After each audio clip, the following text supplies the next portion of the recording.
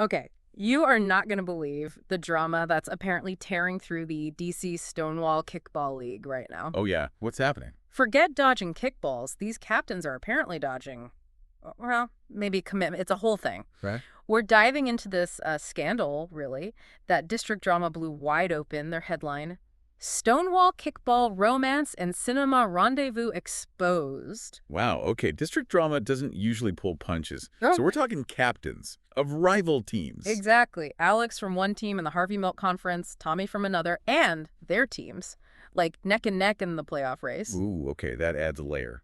Forbidden love on the kickball field. Totally. So the story goes, it all kicked off, pun intended, at the landmark Atlantic Plumbing Theater. Right. Okay. Picture it, late night indie flick, Yeah. shared popcorn. And get this, one straw.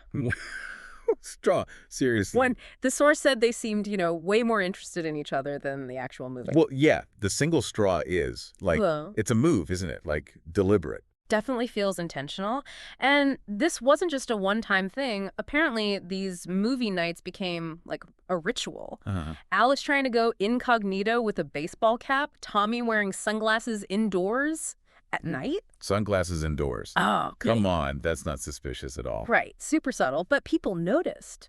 Holding hands during the credits, apparently that was a thing. Okay, so they weren't exactly masters of secrecy. Not even close. District Drama had this great line, Titanic without the iceberg yet. Ouch. Yeah. The attempts at hiding it just make it juicier. Like they know it's maybe not the best look for their teams. Totally. But then it starts spilling onto the field. This is where it gets really interesting. Ah, the actual kickball. How did it affect the game? So Alex, apparently this amazing fielder, catches everything, suddenly boots an easy pop fly during a game against Alphabet Mafia, no less? No way. Just dropped it. Yep.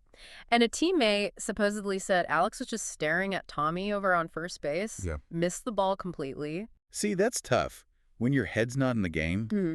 especially in a league that, yeah, it's fun, but people get competitive. Priorities, right. Exactly. And Tommy wasn't much better. Game against the Hot Mess Kickers, super close game apparently, and he's just glued to his phone During the game. during the game. His excuse, texting his dog walker. His dog walker at 3 p.m. on a Sunday. Right. And District Drama even put in parentheses does he even have a dog? Because, seriously, who needs a dog walker mid-Sunday afternoon? Yeah, that excuse is a bit thin. Doesn't exactly scream team focus. That's prime gossip fuel right there. Oh, totally. Then there were the strategy sessions. Ah, the classic strategy sessions. Let me guess, not in the dugout. Nope.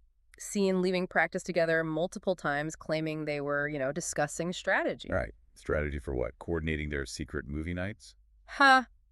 Probably. Yeah. The article basically implied the same thing. Well, it's standard tactic, isn't it? Plausible deniability while you're figuring things out. Keeps people off your back for a bit. For a bit, maybe. But then comes Sunday Fun Day, and that's where the real tea gets spilled. The bars. Always the bars. Where's the first stop on the gossip tour? Nellie's sports bar. They supposedly bumped into each other. Shared wings with, and I quote, serious finger-licking action. Okay. Getting cozy over wings. And did District Drama really ask if anyone still goes to Nellie's? That's cold. They did. So much shade. But, I mean, being seen together, sharing food in public like that, it suggests they're getting maybe a little less careful. Or maybe just don't care as much. Could be. Next sighting. Number 9. Apparently, they were regulars in a corner booth for weeks. Corner booth, classic. And supposedly, they were so wrapped up in each other, they completely missed a drag queen performing Toxic. Oblivious. Wow. Ignoring a drag queen doing Britney, that's some serious tunnel vision right there. Not to show how focused they were on each other, I guess. The bartender's knowing smirk apparently said it all. Oh, I bet. Bartenders see everything. Then it elevates. Death & Co. Very DC, very chic. Okay, stepping it up. Whispering sweet nothings over martinis, apparently. And this is where the Romeo and Juliet with better haircuts line came in. Huh. Okay, that's pretty good. Huh. A bit dramatic, maybe. Yeah. But it fits the narrative, right? Rival teams, forbidden romance. Exactly. Then Kiki's. A drag queen actually called them out mid-show. No. What did they say? Something like the captains were serving more than just kicks. Oh, my God. Okay, when it becomes part of the drag act, everyone is talking about it. It's not even whispers anymore. It's full-blown league lore at that point. And then Green Lantern. Of course. Got to hit all the spots. Overheard chatter about them, sneaking out of the landmark together, and someone asked, what's next, matching jerseys? Perfect. Just perfect. The matching jerseys comment is brutal. And you mentioned an intense dugout chat. Yeah, the article mentioned a really heated postgame talk between them in the dugout. Definitely didn't sound like they were discussing batting averages. No, probably not. That hints that maybe the team situation is starting to feel the strain. You think? But wait, it gets climactic. Oh, do tell. The grand finale, according to the article, an alleged encounter, private restroom, local theater, after another movie. A restroom. Okay. They were apparently in there together for 20 minutes. 20 minutes. In a single restroom stall. Or just the restroom. The article implies. Well, it heavily implies they weren't just washing their hands or debating the film's plot. Right. 20 minutes is. Yeah. Yeah, that's a long time for anything but what everyone's going to assume happened. Exactly what went down in there.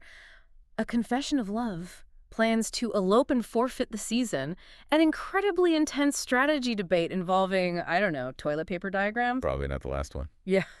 Wow, that's definitely the peak of the secrecy, I guess, or the lack thereof if they got caught. It just ramps up all the drama. Totally. So that's where we are. The big questions hang in the air, Is this kickball love going to last? Are their teams going to implode? This is a proper cliffhanger. And district drama, they're basically putting out an APB, asking readers for tips, seeing Alex and Tommy sharing a mid-game high five that lingered too long, spot them splitting a pitcher at pitchers. They weren't photographic evidence. Smart. Turn the readers into informants. Yeah. Keeps the story alive, keeps everyone buzzing. Genius, really. Absolutely. This whole saga, it's way better than any indie flick they were pretending to watch. I seriously can't wait for the next update. Me neither. It's got all the elements, doesn't it? Romance, rivalry, secrecy, public call-outs.